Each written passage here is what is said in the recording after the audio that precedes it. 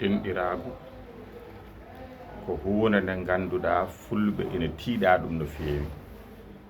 Wonaa fulɓe tan noon, Afrique baŋnge hirnaange o fof ene tiiɗi e mumen. Nde wonnoo denɗiraagu feccii ko pecce pecce te kannje fof ɗe nootitoo ko yidde jam e renndo ngoo.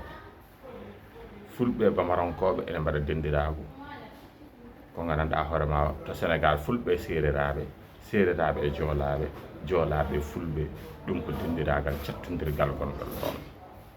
Kono denɗiraagal jettoore kadi no ngoodi, eɗen nganndi jaljalɓe e baabaaɓe no mbaadi, soosooɓe ne keewi denɗiraaɓe.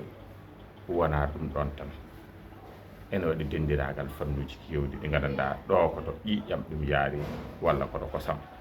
Won heen denndindirta koto baŋnge baaba, rennduɓe jettooɗe denndondira, kamɓe njiidi baabiraaɓe maɓɓe jiidi umma baaba walla baabiraaɓe njiidi baaba, ɓen mbaɗa ɗum denndiraɓe. Won heen wonaa noon, komo nganndanɗaa ko ɓii debbo e ɓii gorko, ɓeen gonata denndiraɓe. Nden noon ɗum fof ko yidde fottude jam tan, te heen kala kadi ene jogii ko nganndanɗaa ina naamnoo hujja e dow goɗɗo on. Ɗum ɗon ne kadi ene naamnii fof haa wona wela tan, haa cañondiral e jam ɓeydoo. Nden noon teddinde denndiragal ko hormaade jam e fottude enɗam.